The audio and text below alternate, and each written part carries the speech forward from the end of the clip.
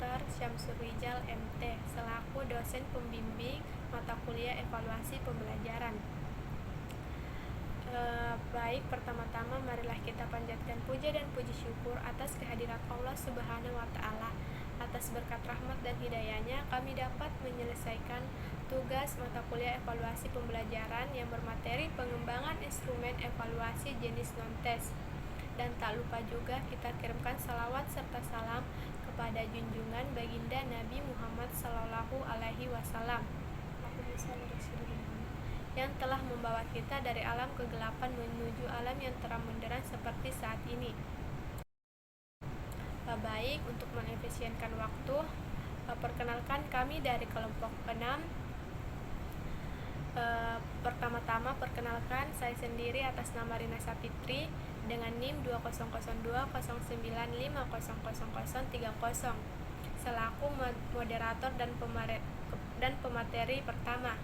Dan perkenalkan rekan saya atas nama Aris Ardiansyah selaku pemateri kedua dan Emrias Reski Ramadan selaku pemateri ketiga.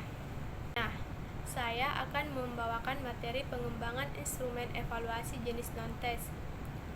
Alat atau instrumen merupakan sesuatu yang dapat digunakan untuk mempermudah seseorang melaksanakan tugas atau mencapai tujuan dengan lebih efektif dan efisien.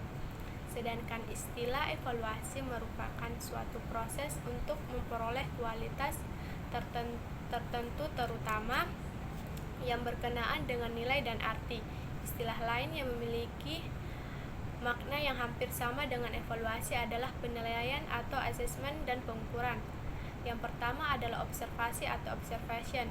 Observasi merupakan suatu proses pengamatan dan pencatatan secara sistematis, logis, objektif, dan rasional mengenai berbagai fenomena yang bertujuan untuk mengumpulkan data atau informasi dan mengukur faktor-faktor yang diamati khususnya kecakapan sosial. Berikut ini beberapa karakteristik dari observasi, yaitu mempunyai tujuan, bersifat ilmiah, terdapat aspek yang diamati, dan praktis. Sedangkan secara lebih lanjut, terdapat 3 jenis observasi, yaitu observasi partisipan, observasi sistematik, dan observasi eksperimental. Nah, itulah tadi materi dari saya. Saya berikan kepada pemateri kedua. Baik, bismillahirrahmanirrahim. Assalamualaikum warahmatullahi wabarakatuh.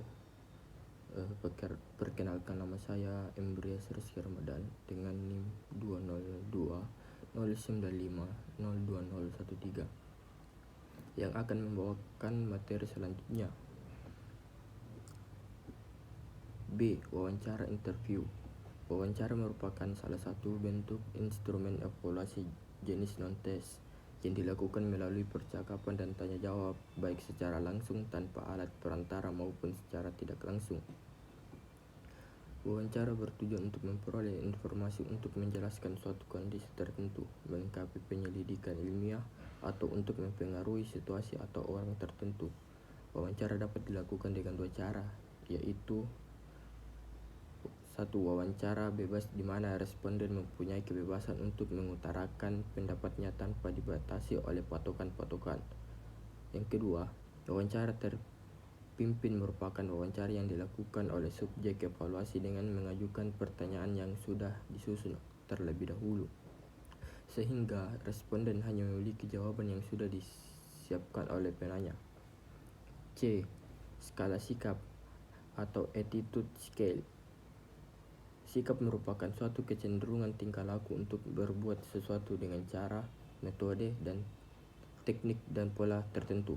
Dalam mengukur sikap, guru harus memperhatikan 3 komponen sikap, yaitu kognisi, pengetahuan terhadap objek, afeksi, perasaan terhadap objek, dan konasi, berperilaku terhadap objek. D. Daftar cek atau checklist. Daftar cek adalah suatu daftar yang berisi subjek dan aspek-aspek yang akan diamati.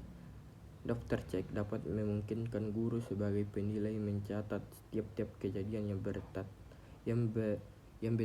berapapun kecilnya. Tetapi dianggap penting.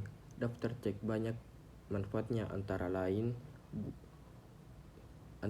membantu guru untuk mengingat apa yang harus diamati, dan dapat memberikan informasi kepada stakeholder. Selanjutnya, bagian E, skala penilaian atau rating scale. Skala penilaian adalah suatu daftar pertanyaan yang dipergunakan sebagai pelengkap observasi untuk menjelaskan, menggolongkan, dan menilai peserta didik dalam suatu situasi.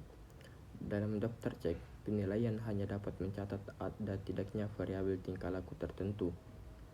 Sedangkan dalam skala penilaian, fenomena-fenomena yang akan dinilai itu disusun dalam tingkatan-tingkatan yang telah ditentukan. Jadi, tidak hanya mengukur secara mutlak ada atau tidak adanya variabel tertentu, tetapi lebih jauh mengukur bagaimana intensitas gejala yang ingin diukur. F. Angket atau kuesioner. Angket merupakan alat untuk mengumpulkan dan mencatat data, informasi, pendapat, dan paham dalam hubungan kasual. Angket dapat dikelompokkan menjadi beberapa kelompok. Selanjutnya bagian G, studi kasus atau studi case. Studi kasus merupakan studi mendalam dan komprehensif atau mampu mengungkapkan semua aspek yang melatar belakangi suatu kasus tentang peserta didik, kelas atau sekolah. Berikut ini merupakan 3 pertanyaan inti dalam studi kasus yang harus dijawab guru. 1. Mengapa kasus tersebut bisa terjadi? 2. Apa yang dilakukan oleh seseorang dalam kasus tersebut? 3. Bagaimana pengaruh tingkah laku seseorang terhadap lingkungan? Selanjutnya bagian H, catatan incidental atau anecdotal records. Catatan incidental merupakan catatan tentang peristiwa sepintas yang dialami peserta didik secara perorangan. Catatan tersebut belum berarti apa-apa terhadap penilaian seseorang, namun dapat menjadi petunjuk yang berguna apabila dihubungkan dengan data-data. Selanjutnya bagian I, sosiometri. Sosiometri merupakan suatu prosedur untuk merangkum, menyusun, dan sampai batas tertentu dapat mengkualifikasi pendapat-pendapat peserta didik tentang penerimaan terhadap sesama serta hubungan di antara mereka. Langkah dalam menggunakan sosiometri sebagai berikut. Yang pertama, memberikan petunjuk atau pertanyaan. Misalnya, tuliskan pada selembar kertas nama temanmu yang paling baik. Yang kedua, mengumpulkan jawaban yang sesungguhnya dari peserta didik. Yang ketiga, memasukkan jawaban ke dalam tabel. Selanjutnya, gambarkan jawaban dalam sebuah sosiogram. J. Inventory kepribadian. Inventory kepribadian hampir serupa dengan tes kepribadian. Namun pada inventory kepribadian, jawaban peserta didik selalu benar selama menyatakan dengan sesungguhnya. Walaupun demikian, digunakan pula skala-skala tertentu untuk mengkuantifikasi jawaban agar dapat dibandingkan. Selanjutnya, teknik pemberian penghargaan kepada peserta didik. Teknik pemberian penghargaan ini penting karena banyak respon atau tindakan positif peserta didik yang diakibatkan oleh proses belajar yang kurang diperhatikan guru. Apabila guru memberikan penghargaan atas tindakan positif yang dilakukan peserta didik dalam berbagai bentuk, dapat meningkatkan motivasi belajar siswa. Berikut ini merupakan teknik pemberian penghargaan.